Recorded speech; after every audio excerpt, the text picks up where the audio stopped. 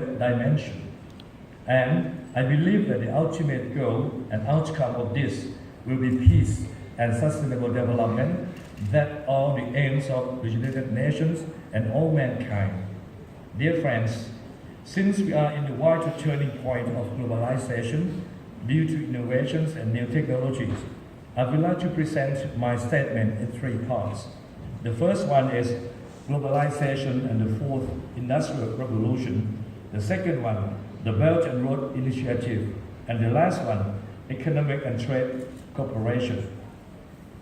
Regarding globalization and the fourth industrial revolution, according to Joseph Stiglitz, an economist and Nobel Prize laureate, globalization is the process of economic integration of countries through the increasing flow of goods, services, capital, and labor. Stiglitz and other scholars have perceived globalization in a positive way. That is, it will bring benefits to societies. They recognize globalization as a force that allows countries to advance their social agenda. However, they accept that each country needs to have appropriate governance and the right policies to push for the social agenda. At the World Economic Forum in Davos, Switzerland in January this year, President Xi Jinping in his speech called for greater international cooperation to rebalance economic globalization for the benefit of all and bold action to avoid protectionism.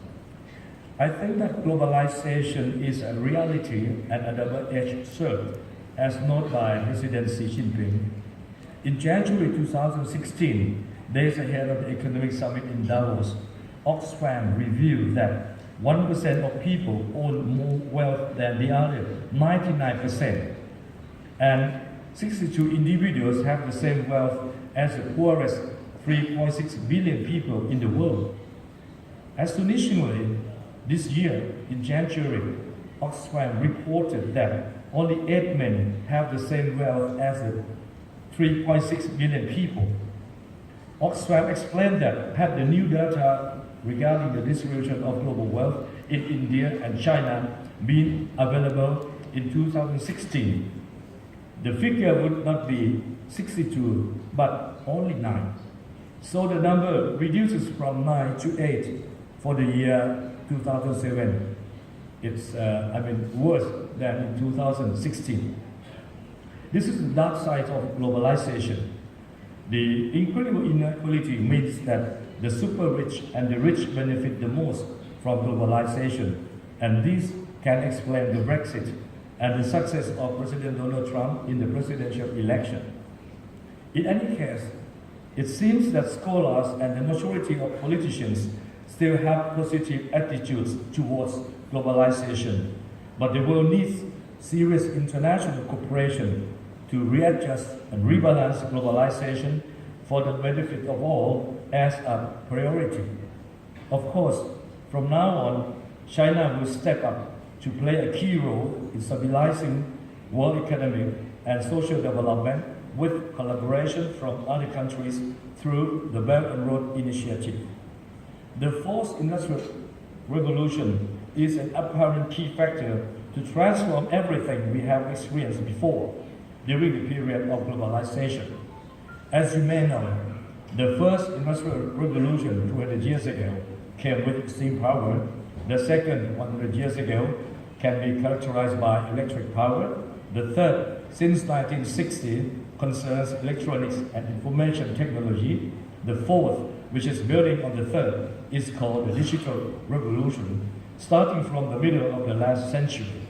It is the convergence of the physical, digital, and biological systems that will drastically affect the way of life of humanity, such as, you may know very well, that artificial intelligence, autonomous vehicles, cryptocurrencies, Internet of Things, biotechnology, robotics, fintech, 3D printing.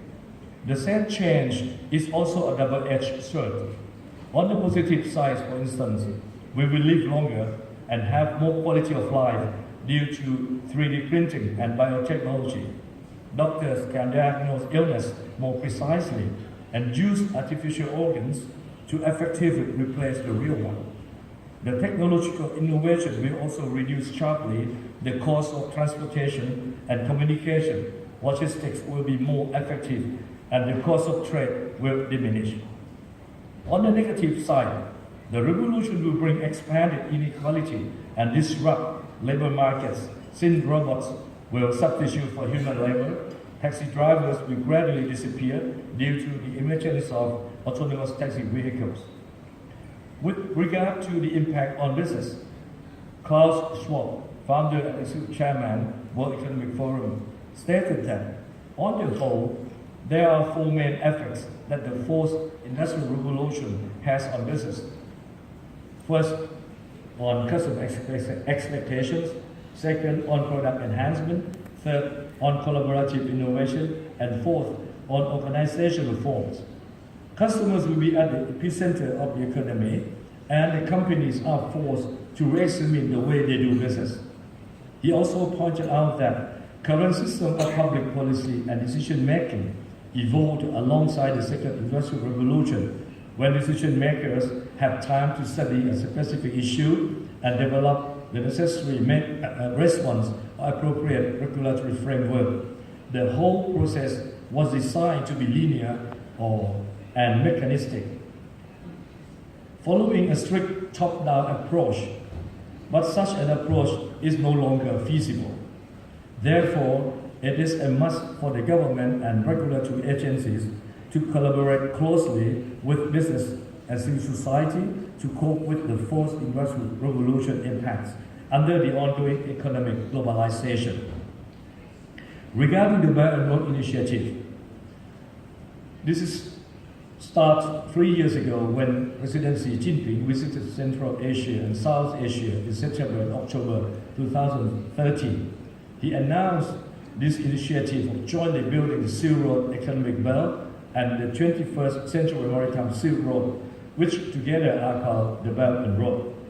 In the same year, Chinese Premier Li Keqiang at the China ASEAN Expo emphasized the need to build the Maritime Silk Road oriented towards ASEAN and to create strategic boost for hinterland development. The Belt and Road runs through the continents of Asia, Europe, and Africa, focusing on the new Eurasian land bridge and developing China, Mongolia, Russia, China, Central Asia, and West Asia. The initiative also aims to remove investment and trade barriers by bringing the concerned countries to open